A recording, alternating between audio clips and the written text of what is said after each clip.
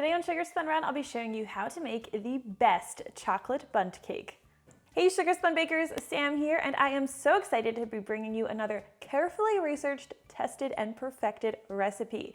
Today I'm sharing a super decadent, moist and fudgy chocolate bundt cake. It can be made in just one bowl, and yours is going to turn out just like the pictures. So let's go ahead and get started by preheating our oven to 350 degrees Fahrenheit.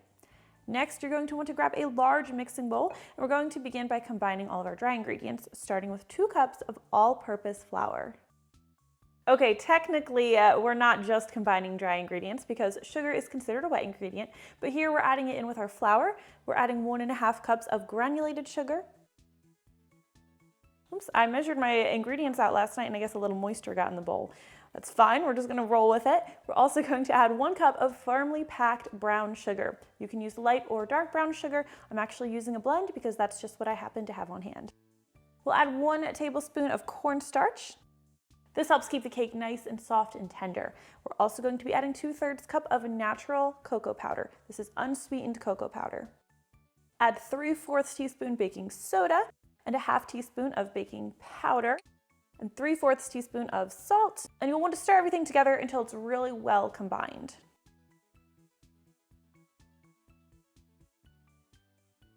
All right, now we can switch over to our liquid ingredients, starting with 1/2 cup of unsalted melted butter. Don't leave any butter behind. Now you guys know I love to use both oil and butter in my cakes for the best flavor and the softest, most moist texture, so we're also going to be adding 1/2 cup of canola oil. Now you could make this bundt cake completely by hand, or you could even make it in your stand mixer.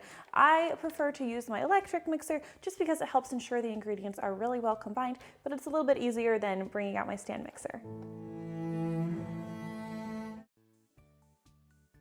So you want to make sure that the butter and oil are well incorporated, but if things still seem a little bit crumbly, that's totally normal. We're going to go on and add 2 large eggs. And I'm also going to be adding an additional egg yolk. This helps make the cake moist and tender. We'll add 1 1/4 cups of sour cream. This is my secret ingredient for a super moist cake. And 2 teaspoons of pure vanilla extract. Now we'll stir everything together until it's well combined. Now at this point, your batter should be looking smooth and the ingredients should be really well combined. I'm just taking a second to briefly scrape the sides and bottom of the bowl because I want to make sure there are no pockets of flour or sour cream hiding down there. Give this another mix. Now the next thing you're going to need is 3/4 cup of either very hot water or very hot coffee. I prefer coffee because that helps to bring out the chocolate flavor in the cake. The hotter, the better.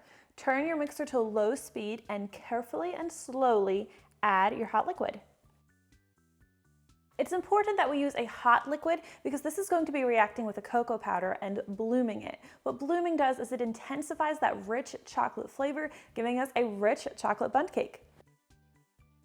Just be careful that you don't splash yourself because this is very hot. Once that coffee is nicely incorporated, you can turn your mixer up to high speed and you're just going to want to stir until the batter is looking nice and smooth. Now to bump up the chocolate flavor even more, I like to add 1/2 cup of mini chocolate chips. All right, now you need to go ahead and grab your bundt pan. The most important thing when making a bundt cake is that you grease your bundt pan properly. Make sure that you get in all of the crevices and up the side. Be very thorough. I used a baking spray, but instead you can generously grease and flour your pan. Just make sure to tap out any extra flour. Now pour this batter evenly into your pan. It'll even itself out. You don't really have to worry about pouring it evenly around. Of course, we're not leaving any batter behind. Now this will bake in our 350 degree Fahrenheit oven for about 50 to 55 minutes. Now if you're using a very dark pan, you might want to shave a couple minutes off the time. Because this cake is so deep, a regular toothpick isn't going to cut it to tell if it's done, so I like to use a wooden skewer. Insert this into the thickest part of the cake. Ideally, this toothpick should come out with a few fudgy, moist crumbs rather than come out completely clean. If it comes out completely clean, it actually might have been overbaked a little bit, which can make the cake a little bit dry. Even though we've greased our bundt pan really well, for a little extra security, I like to take a butter knife and just gently loosen the center and slide it down the sides, just for some extra insurance to make sure this comes out nice and clean. So let this cool for about 10 minutes, and then you'll want to carefully invert it onto a cooling rack to cool completely.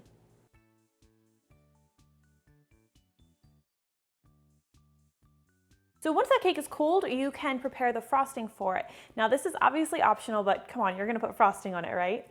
Now, chocolate ganache is a typical frosting, and I will link to that in the description below, but I'm going to be making my favorite fudge frosting instead. It's really easy. You're going to want to grab a medium-sized mixing bowl, and we're going to add 3 ounces of chopped unsweetened chocolate, 4 tablespoons of unsalted butter. I'm just gonna break this into pieces, that way it melts a little bit more evenly, and 1/3 cup of whole milk. Now you want to melt this together until it's nice and smooth. You could do this in a saucepan over low heat, but I'm going to do it in the microwave, heating for about 25-second increments and stirring really well in between so that my chocolate doesn't seize. Once your chocolate and butter are completely melted, we'll add 1/4 teaspoon of salt and 1 teaspoon of vanilla extract, and we'll whisk those in. If your mixture seems a little bit separated, that's totally fine. You'll see in a second it comes together when we add the powdered sugar. Now we'll add 2 cups of powdered sugar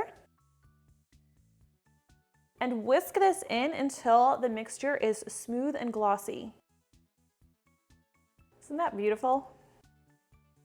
Now you don't want to pour this over your bundt cake right away because it's really thin still and it would just fall off the sides of your cake. So you want to let it thicken up a little bit. I'll usually let mine sit for about 15-20 minutes. Just keep an eye on it and make sure it doesn't get so thick that you can't pour it. So you can see my frosting has thickened up a good bit here. So I'm going to spoon it evenly over the top of my cake. Now, most likely we're going to still lose a little bit of this frosting, so to make cleanup nice and easy, I've placed a piece of wax paper under the cooling rack just so it catches any of that chocolate. I let my frosting cool a little bit too much. You want yours to be a little bit warmer still so you'll have a nice smooth glaze on top. This works though. If your frosting becomes too solid to pour like mine is, you could pop it back in the microwave for a couple more seconds and then stir it really well and then pour it over your cake, but I don't have that kind of patience. I'm ready to get a slice of this in my mouth. Welcome to my very real, not so perfect kitchen. All right, let's pretty this up with a couple sprinkles.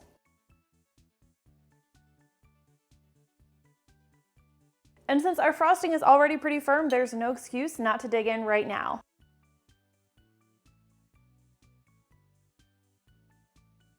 I hope you guys can tell on your screen how richly moist and fudgy this cake is. I am so excited for you to try it out. If you do, please leave me a comment and let me know what you think. Thank you guys so much for watching, and I'll see you next time.